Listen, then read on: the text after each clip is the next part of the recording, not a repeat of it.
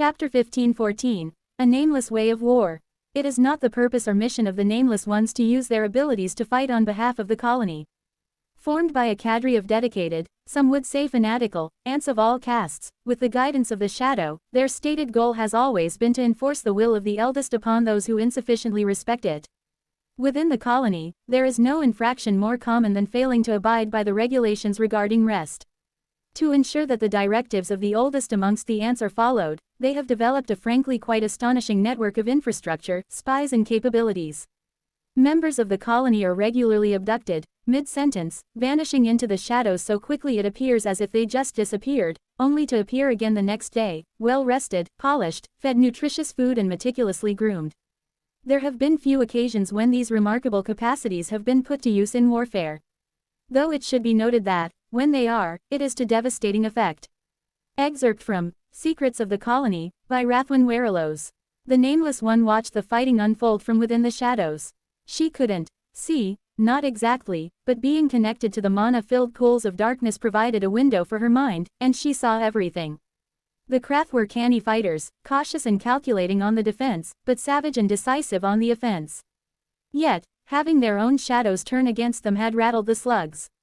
Not enough for them to make any major mistakes, yet, but the Nameless One could sense their fear, could scent it in the air, a sweet smell that only grew stronger with every slug dragged away into the darkness.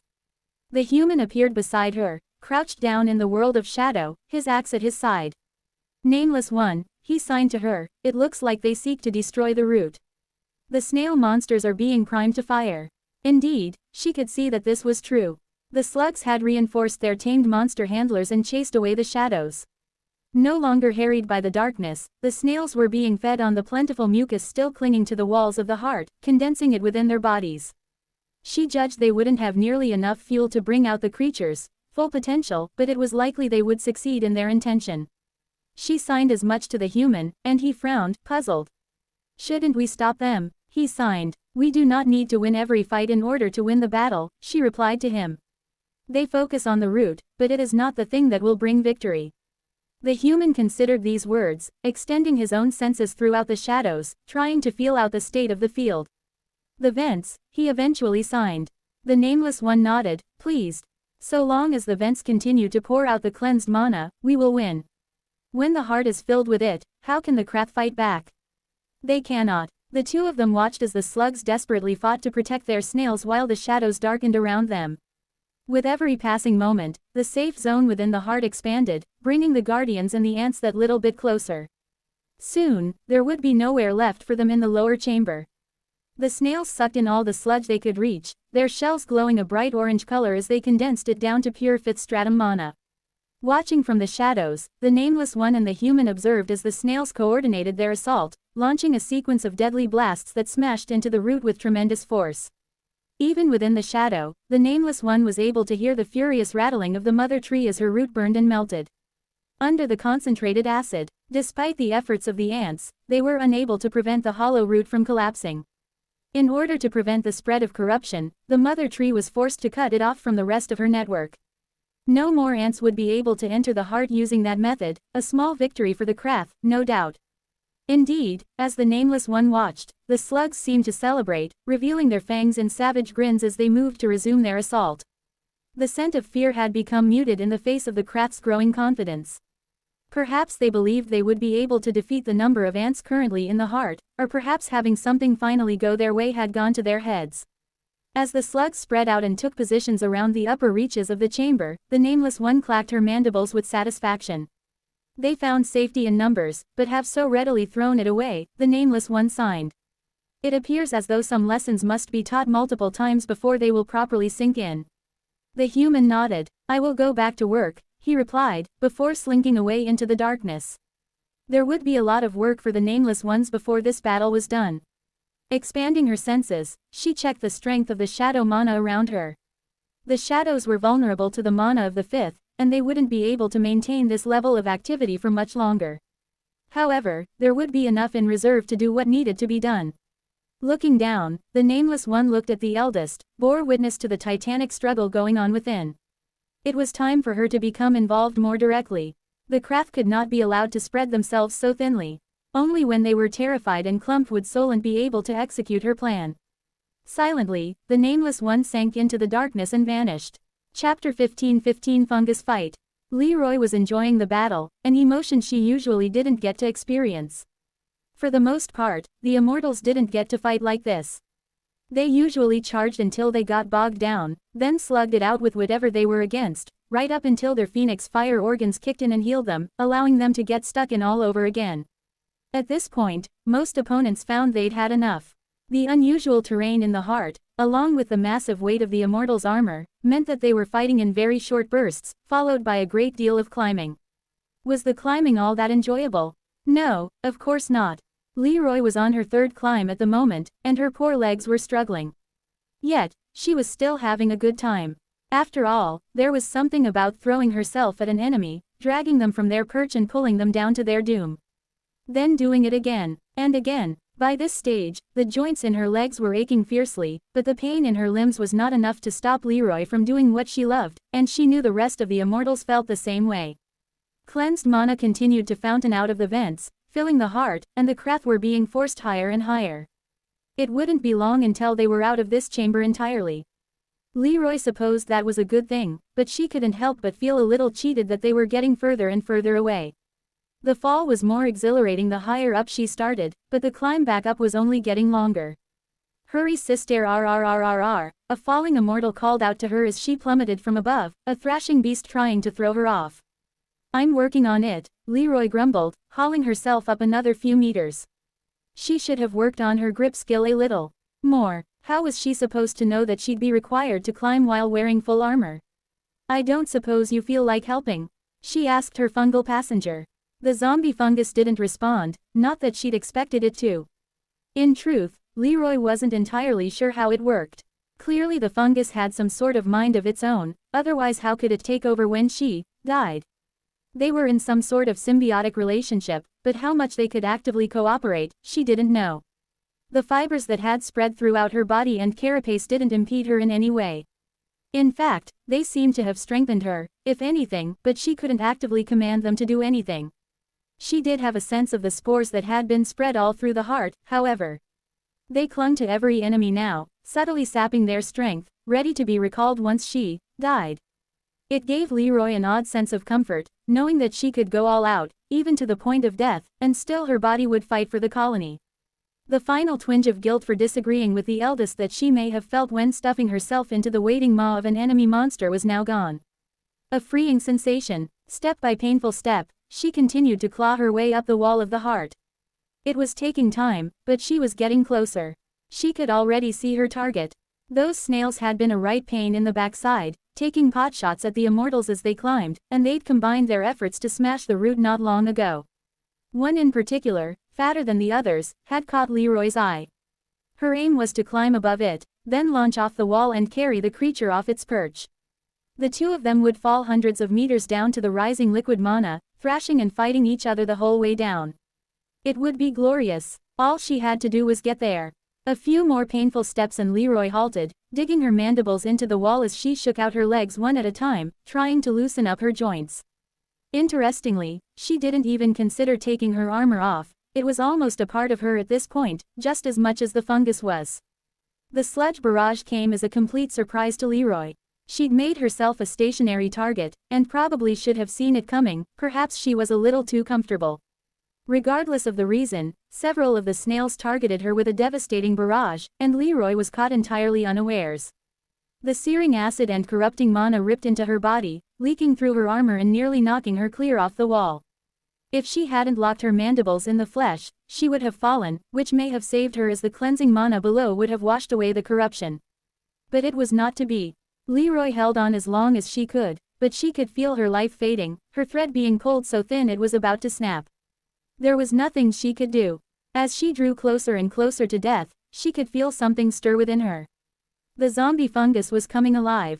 It called out to the spores, who responded in their billions and trillions, drifting back towards the host, carrying tiny motes of vitality with them.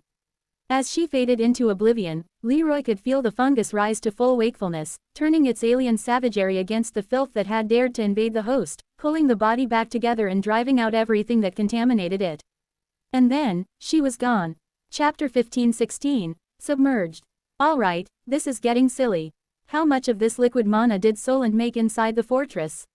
The flow bursting out of the vents hasn't weakened in the slightest, the jets are several meters thick. This is liquid mana, I didn't even know that was a thing. Forget about condensed mana, this is condensed. I almost can't believe how dense it is. The power contained within is absolutely crazy. The only time I've ever seen anything with more dense power would be highly expanded cores like my own. Even in my current, rather distracted state, I'm still astonished by what Solent has achieved. This liquid mana won't stay this way forever, it's already started to evaporate. I guess, over time, the space above is filled with more cleansed mana, pushing back the incoming toxic energy. If things continue this way, it'll take over the heart in less than an hour. When I think of the vast torrents of power that flooded through the platforms and into the channels, I suppose it only makes sense. If the vast majority of that energy was being siphoned off, condensed and stored, then I couldn't possibly say how much there is. Eldest, how are you feeling? Fine, completely fine. Somehow I doubt that. Well, I've been worse. Have you been worse lately? I mean, just after I fell into the pool, I was in pretty bad shape. Much worse than now. Several healers kick me at the same time. I'm not trying to be difficult. I'm doing my best over here. We're going to have to move you soon, one of the healers tells me. Then she kicks me again. Is that really necessary? I complain. Yes, they all respond. Sheesh, why do you need to move me so urgently? Is there a problem? You're about to be underwater. Are you paying attention to what's going on around here?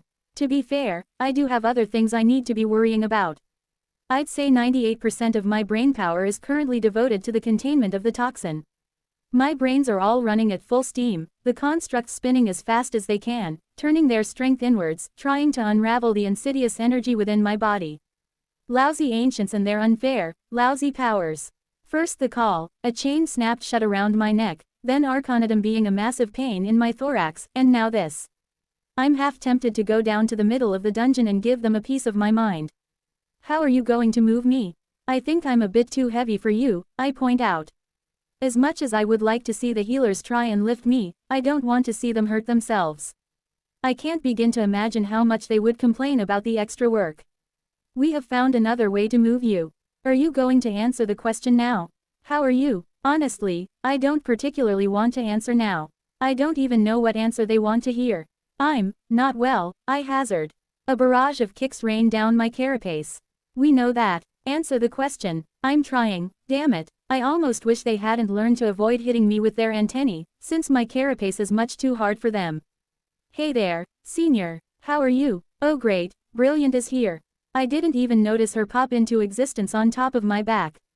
I've been trying to answer that question. You should have just asked me. After all, I'm Brilliant.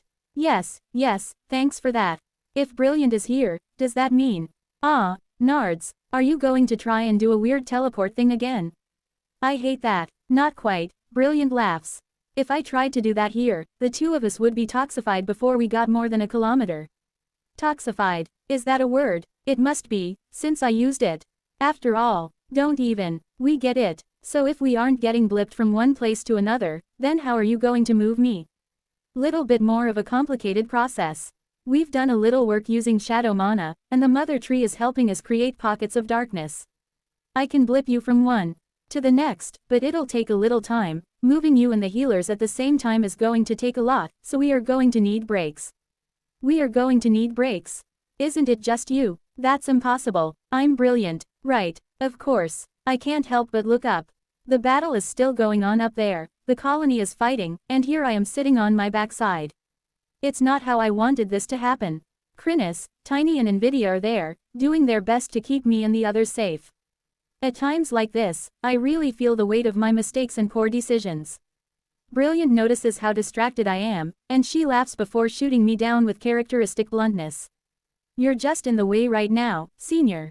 What are you supposed to do in the state you're in? Everyone is going to be better off if we get you out of here. Well, that's a little deflating. It's even worse that she isn't wrong. I know they're conscious of me, all of them. Through the vestibule, I can sense their concern and worry. Every now and again, they look down and see me, unmoving on the ground, and they're distracted, worried, concerned. It'll be the best thing for everyone if I'm no longer here, including myself. I'm in trouble, big trouble. No matter what I say to the healers, I can at least admit it to myself. This infection isn't going away. It's growing. All right then, I sigh. Let's get moving. Chapter 15-17. Lose the core of who you are. The Krath were losing. No matter how many times they beat back the armored ants, they kept coming back, climbing up the walls, throwing themselves recklessly forward, as if they didn't care if they lived or died. Even when they seemed like they were about to fall, even when it seemed like they couldn't take any more, they started, burning, catching fire from within, and then they were fine. And then they came again. Even that was better than the bigger ones, with the mushrooms. They were dead, Zaluth was sure they were, he'd seen them. They were burned, or cut, or contaminated, but it didn't seem to matter. Regardless of how badly they were damaged, they pulled themselves back together, their bodies rewoven, and then, they just kept going. He was no fool. There were hundreds of monsters in the fifth with unnatural endurance, and all of them were beaten the same way, overwhelming offense. It was just, no matter how they tried, the Krath hadn't been able to inflict enough damage on the ants for it to overcome whatever was holding them together. And the shadows were everywhere. The huge gorilla beast roared in savage defiance. Lightning cracked and thunder boomed. He was getting closer and closer. Soon, those massive fists and the explosive light that came from them would be in range. Zaluth did not want to see what would happen once he was in range. The writhing tentacles, an entire forest of them, lashed and consumed everything they could touch. Zaluth had seen what happened once they touched something. He never wanted to see it again. Detonations rang out nearby, manifesting in midair. The concussive force pressed the slug against the wall of the heart. To be honest, it was a stretch to say he was even on the wall anymore. This was the roof of the chamber. They'd run out of room. Nearby, Solu's worked to rally his tribe against the invasion. Radiating with fury, the powerful Krathlaith hissed, spat and bellowed at the invaders, drawing on his magic time and time again to push the invaders back. No matter how successful he was, it simply didn't matter. The blue mana continued to draw closer and closer as the flow erupting from the vents continued without pause. Zaluth was only now starting to come to grips with just how long the ants had been planning this. From the very beginning, the entire invasion had been orchestrated to create this moment, here and now. Even the wave, which had seemed like the perfect opportunity to destroy the invaders, had been necessary for this plan. The cursed platforms, sucking in all of that mana for those days and weeks, he'd assumed it was just enough to maintain the fortress against the fifth, but he had been very, very wrong. Zaluth looked around carefully. The shadows were still a constant threat, and he refused to allow himself to be caught unawares. More and more, he was starting to think that this battle wasn't one they could win. If that was true, then this entire section of the fifth wouldn't be safe for long. The Krath around the dungeon needed to be warned. The sooner all of the tribes were able to rally against this threat, the better. If they stayed divided, the ants would pick them off, one heart at a time. They would only learn the true extent of the danger if a survivor told them about it, someone who had been there to see it with their own eyes. If a slug was needed to do this, then why not Zaluth? It would be incredibly difficult, traversing unknown sections of dungeon, never knowing when the deadly blue mana might overtake him, but he had made a habit of performing impossible feats lately. He didn't mind his chances. Hit them, Solus roared. Everything you have. Melt their bones. Give them pain. He continued to exhort the others, and the Zist responded. Zaluth had to give it to them, they were a powerful and united tribe. It wouldn't be enough, but he did admire them for that. Had the Krath been able to properly prepare for this fight, he had no doubt they would have won it, but it wasn't to be. Zaluth continued to look as if he was participating in the battle, spitting out blasts of acid when he could, but more and more, he was sidling back to the opening into the upper chamber of the heart. He was careful to make sure he was never in Solu's view, shrinking his body when necessary. Not too quickly, never enough to raise suspicion, but bit by bit, as the lines were pushed back, Zaluth allowed himself to be pushed just a little bit faster, and a little bit farther. Until, finally, he was the rearmost of the Krath. The entirety of the Zist had risen to defend their slime ground, which meant there shouldn't be anyone to see him if he emerged into the upper chamber. Zaluth took a final look below and felt a surge of seething hatred at what he saw. Invaders, within the very heart, pushing the Krath out of their own slime ground. It was an unheard of insult, spitting in the eye of every Krath who had conquered this stratum and made it their home over thousands of years. There would be consequences for this. Terrible consequences. The ants would be broken, their leaders turned and set loose on them, hunting their own through their nests. When the full might of the tribes was rallied, they would descend on the invasion like a plague. Those above in the fourth would tremble in horror whenever this invasion was mentioned after the Krath had finished extracting their vengeance. Zaluth would make sure of it. When he was done, it would take 1,000 years before anyone had the courage to invade again. He flattened himself down as far as he could and camouflaged his skin. When he was sure nobody had seen him, he slipped over the lip and into the upper chamber. Then he froze. Standing atop a massive, hollow tree root, easily 15 meters in diameter, Solent looked down, clacking her mandibles thoughtfully. Looks like they are starting to retreat. The timing has worked out perfectly. Shouldn't be too surprising, Leonidant said from beside the little general. You were the one who worked out the timing. After all, she tapped the tree root with her foreleg. Should we turn on the tap, as the humans say? No need to delay any further, Solent said with deep satisfaction. Turn it on. There was a deep rumble from within the hollow root, and Zaluth remained frozen in shock as the first gush of the glittering blue liquid fountained out of the opening and fell straight towards him.